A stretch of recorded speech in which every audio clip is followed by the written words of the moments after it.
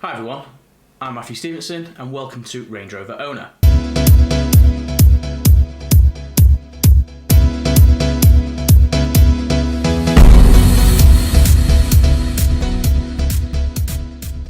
Today we're going to be talking about everything we know about the new L460 5th generation Range Rover that is due to be launched next year. But before we get to it, if you like this video, please give it a thumbs up on the bar down below. And while you're at it, subscribe to the Range Rover Owner channel and click the bell icon to see the latest buying guides and vehicle reviews. Now, this year we are celebrating 50 years since the Range Rover was launched back in 1970. And unbelievably, to think that over that time we're only on our 4th generation. The current L405 has been around since 2012 and has proven popular, with Land Rover shipping almost 53,000 units last year. That's over 1,000 a week. I wonder when mine's arriving. Anyway, in keeping with what has become a common 10-year refresh cycle for Land Rover's flagship model, we are starting to see evidence that the next generation of the full-size Range Rover, which is rumoured to be launched towards the end of next year, is nearing completion. Production spec test mules are being spotted around the world, indicating the design has mostly been finalised, albeit with some full body camouflage and additional body panels to disguise the vehicle from any would-be photographers. It's hard to judge exactly what the end result will be. However, from close examination, it does look like the next generation model could be slightly larger and more imposing than its predecessor. Even during the current coronavirus situation we find ourselves in, it is understood that JLR is not taking their foot off the pedal with the development of the new Range Rover, which they are pinning their hopes on, along with the sales of the new Defender, to lead them out of the current worldwide slump in new car sales. The next generation Range Rover will be the first Land Rover product to be built on the new MLA platform.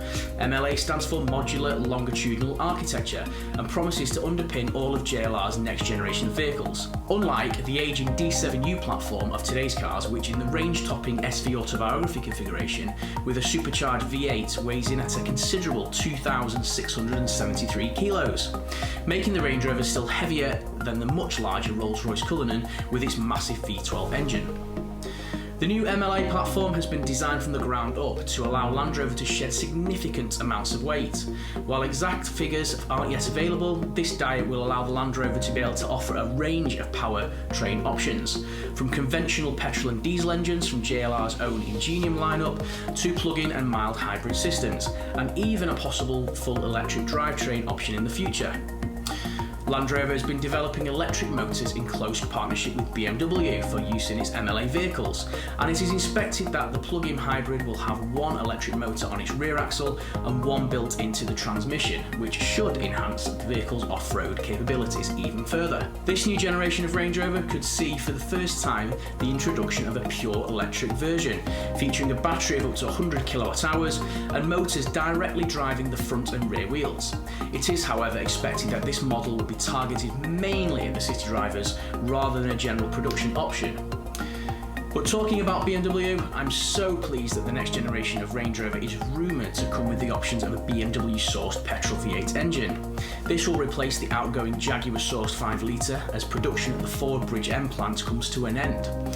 I'm a huge fan of BMW engines, and as an owner of a 3rd generation Range Rover with the BMW M62 V8, which I love, as well as the later Jaguar 5 litre supercharged, I for one am glad that the potential option of a BMW V8 engine is back on the cards. In terms of exterior styling, from close inspection of the available spy shots, it suggests that the new Range Rover will not be too distant to looks of the current model, with its wide and deep grille, as well as the slim wraparound headlights and taillights, making the next model evolutionary rather than revolutionary, which will allow Land Rover to capitalise on the well-established, iconic Range Rover look.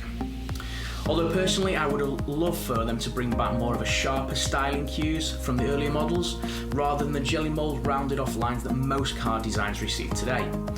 I'm personally a huge fan of boxy car style designs, with strong lines and distinct corners that make them stand out from the crowd. I like to be able to know exactly what I'm looking at without having to check out the badges on the back. For the interior of the new Range Rover, not much has leaked, but it is widely expected that the modern looking cabin of the current generation will get even more high-tech and luxurious, including the introduction of Land Rover's latest Privy Pro infotainment system, which is also found in the new Defender. The new technology will allow Land Rover to carry out software over the air updates to vehicle systems, which they are hoping will reduce warranty and reliability issues, as well as a reduction in vehicle recalls and dealership visits for its customers. In conclusion, Land Rover has never had more rivals in the ultra-luxury SUV market, a market which the Range Rover itself established back in 1970. But with competition from the likes of Bentley, Audi, BMW and now Rolls-Royce, it has never been more important that Land Rover upholds the Range Rover's long-held title of being the world's greatest SUV.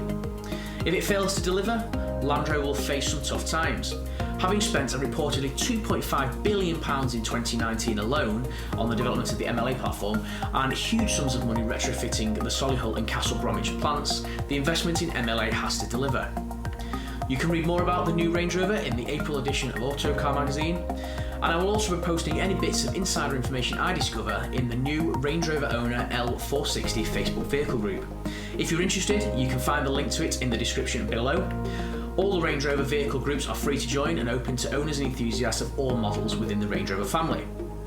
I just want to say thanks for watching, and if you found this video useful, please give it a thumbs up and make sure to subscribe to the Range Rover owner channel for our latest content.